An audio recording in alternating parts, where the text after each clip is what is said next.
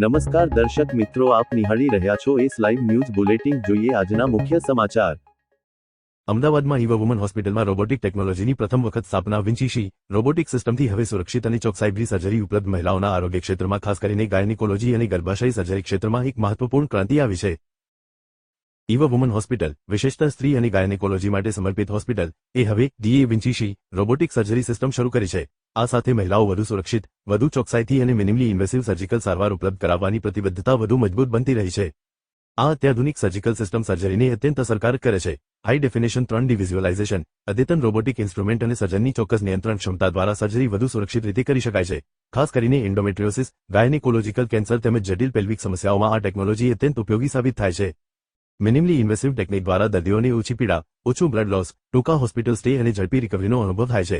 Operation બાદના complications ઘટતા હોવાથી દર્દીઓ ફરીથી સામાન્ય જીવનમાં ઝડપથી પરત ફરી શકે છે. ખાસ કરીને કામકાજી સ્ત્રીઓ અને વ્યસ્ત જીવનશૈલી ધરાવતી મહિલાઓ માટે આ ટેકનોલોજી વધુ અસરકારક બની શકે છે.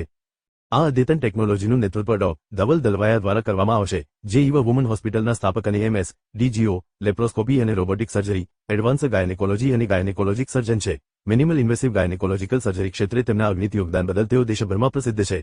તેઓ મહિલાઓને વિશ્વસ્તરીય અને સુરક્ષિત સર્જિકલ સારવાર ઉપલબ્ધ થાય તેવો દ્રઢ સંકલ્પ ધરાવે છે અને આથી અદ્યતન ટેકનિક અપનાવવામાં સતત પ્રયત્નશીલ રહ્યા છે. આ પ્રસંગે ડો. ધવલ દલવાયાએ જણાવ્યું હતું કે દરેક મહિલાને નવી સુવિધા અને સારવારનો અધિકાર છે. દરેક દર્દીને વ્યક્તિગત અને ચોકસાઈભરી સારવાર મળે એ અમારી પ્રાથમિકતા છે. ડીએ વિન્ચીશી જેવી ટેકનોલોજી દર્દીઓને લાંબા ગાળાના ફાયદા અને સુરક્ષિત અનુભવ આપશે. ખાસ કરીને જટિલ સર્જરીમાં જ્યાં સચોટતા બહુ જરૂરી હોય છે ત્યાં ગુરુતર પરિણામો સુધારી શકાય છે. સૂચના, દક્ષતા અને વિશ્વસ્તરીય સારવાર સાથે મહિલાઓ માટે આ એક નવી આશા બની રહેશે. ડીએ વિન્ચી 11 સર્જિકલ સિસ્ટમ્સ દ્વારા ઈવા વુમન્સ હોસ્પિટલે ગુજરાતમાં રોબોટિક સહાયિત સર્જિકલ ક્ષેત્રમાં એક મહત્વપૂર્ણ સિદ્ધિ હાંસલ કરી છે.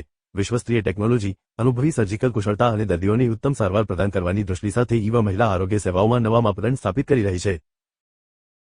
હું doctor Deepak Rimbachiya, Eva woman hospital, science city.